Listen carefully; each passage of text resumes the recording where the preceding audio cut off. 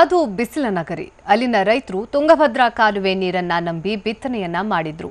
ಆದರೆ ಜಲಾಶಯಕ್ಕೆ ನೀರಿನ ಕೊರತೆ ಉಂಟಾಗಿದ್ರಿಂದ ಬೆಳೆಗಳು ಹಾಳಾಗಿ ಹೋದವು.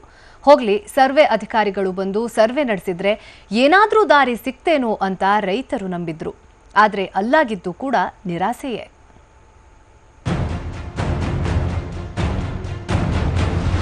ಭತ್ತದ ಬೆಳೆ ಬಾಡಿ ಹೋಗಿದೆ, ಸುಡು ಬಿಸಿಲಿಗೆ ಸುಟ್ಟು ಹೋಗಿದೆ.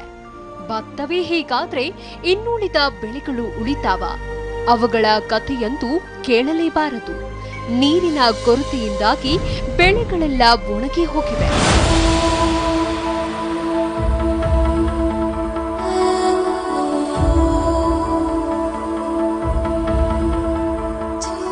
ಇಂತಹ ಕಷ್ಟ ಕಾಲದಲ್ಲಿಯೂ ಬೆಳೆ ಸರ್ವೆ ಕಾರ್ಯದಲ್ಲಿ ರಾಜಕಾರಣಿಗಳು ಹಾಗೂ ಅಧಿಕಾರಿಗಳು ರಾಜಕೀಯ ಮಾಡ್ತಿದ್ದಾರೆ. ಹೀಗಾಗಿ ರಾಯಚೂರು ಜಿಲ್ಲೆಯ ಸಿಂಧನೂರು ತಾಲೂಕಿನಲ್ಲಿ ಭತ್ತದ ಬೆಳೆಯ ಸರ್ವೆ ಕಾರ್ಯ ಇನ್ನೂ ನಡೆದಿಲ್ಲ. ಮೊದಲೇ ತುಂಗಭದ್ರಾ ಜಲಾಶಯದಲ್ಲಿ ನೀರಿನ ಕೊರತೆಯುಂಟಾಗಿದೆ. ಇಂತಹ ಪರಿಸ್ಥಿತಿಯಲ್ಲೇ ರೈತರು ಭತ್ತ ನಾಟಿ ಮಾಡಿದ್ರು. ಆದರೆ ಬೆಳೆಗಳಿಗೆ ಸರಿಯಾದ ಪ್ರಮಾಣದ ನೀರು ಪೂರೈಕೆಯಾಗದ ಹಿನ್ನೆಲೆಯಲ್ಲಿ ಭತ್ತವೆಲ್ಲ ಒಣಗಿ ಹೋಗಿದೆ. ಸಾಲ ಸೂಲ ಮಾಡಿ ಬಿತ್ತನೆ ಮಾಡಿದ ರೈತ ಅಕ್ಷರಶಃ ಕಂಗಾಲಾಗಿದ್ದಾನೆ. ಬರಗಾಲ ಆವರಿಸಿದ್ರಿಂದ ನೀರಾವರಿ ಪ್ರದೇಶವನ್ನು ಸರ್ವೆ ಮಾಡಬೇಕೆಂದು ರೈತರು ಮನವಿ ಮಾಡಿದ್ರು. ಆದರೆ ನೀರಾವರಿ ಅಧಿಕಾರಿಗಳು ಸರ್ವೆ ಮಾಡಲು ಹಿಂದೇಟು ಹಾಕ್ತಿದ್ದಾರಂತೆ. ಇಲ್ಲಿ ಮಾಜಿ ಶಾಸಕರು ಅದನ್ನು ಸರ್ವೆ ಮಾಡ್ಬೇಕಂತೇಳಿ ಒಂದು ಹೇಳಿಕೆಯನ್ನು ಕೊಟ್ಟಿದ್ದಾರೆ, ಒತ್ತಾಯಿಸಿದ್ದಾರೆ. ಅದು ಕರೆಕ್ಟ್, ನಿಜ. ಹಂಗೆ ಮಾಡಿದ್ದು ನಮಗೂ ಸ್ವಾಗತ. ಆದರೆ ಈ ಹಾಲಿ ಶಾಸಕರು ಹಂಪನಗೌಡರು ಯಾಕೆ ಅದನ್ನು ಸರ್ವೆ ಮಾಡಿಸೋದಕ್ಕೆ ಹಿಂದೇಟು ಆಗ್ತಾ ಇದ್ದಾರೋ ಗೊತ್ತಿಲ್ಲ. ಇನ್ನು ಇತ್ತೀಚೆಗಷ್ಟೇ ಜಿಲ್ಲೆಗೆ ಸಚಿವ ಸಂಪುಟದ ಉಪ ಸಮಿತಿ ಭೇಟಿ ನೀಡಿತ್ತು. ಈ ವೇಳೆ ನೀರಾವರಿ ಪ್ರದೇಶದಲ್ಲಿ ಸಂಭವಿಸಿದ್ದ ಭತ್ತ ಬೆಳೆ ಹಾನಿ ಬಗ್ಗೆ ಸರ್ವೆ ಮಾಡಲು ರೈತರು ಮನವಿ ಮಾಡಿದ್ರು.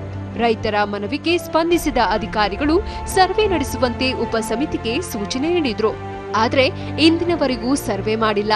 ಇನ್ನೊಂದೆಡೆ ಸಿಂಧನೂರು ಶಾಸಕ ಹಂಪನಗೌಡ ಬಾದರ್ಲಿ ನಿರಾಸಕ್ತಿಯಿಂದಾಗಿ ನೀರಾವರಿ ಸರ್ವೆ ಕಾರ್ಯ ನಡೆದಿಲ್ಲವೆಂಬ ಆರೋಪವೂ ಕೇಳಿಬಂದಿದೆ. ಈ ನಡುವೆ ಮಾಜಿ ಶಾಸಕ ವೆಂಕಟರಾವ್ ನಾಡಗೌಡ ನೀರಾವರಿ ಪ್ರದೇಶದ ಬೆಳೆ ಹಾನಿ ಬಗ್ಗೆ ಸರ್ವೆ ನಡೆಸುವಂತೆ ಕ್ಯಾಬಿನೆಟ್ ಉಪ ಸಮಿತಿಗೆ ಮನವಿ ಮಾಡಿದ್ದಾರೆ.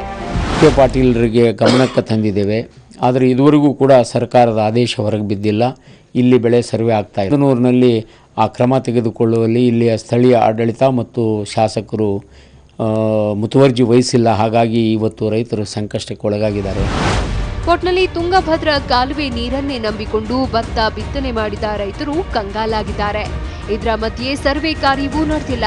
ಇನ್ನಾದರೂ ಸರ್ಕಾರ ಎಚ್ಚೆತ್ತುಕೊಂಡು ಬೆಳೆ ಹಾನಿ ಬಗ್ಗೆ ಸರ್ವೆ ಮಾಡಿದ್ರೆ ಬಡ ರೈತರು ಬದುಕಿಕೊಳ್ತಾರೆ. ಸಿದ್ದು, ಟಿವಿ9 ರಾಯಚೂರು.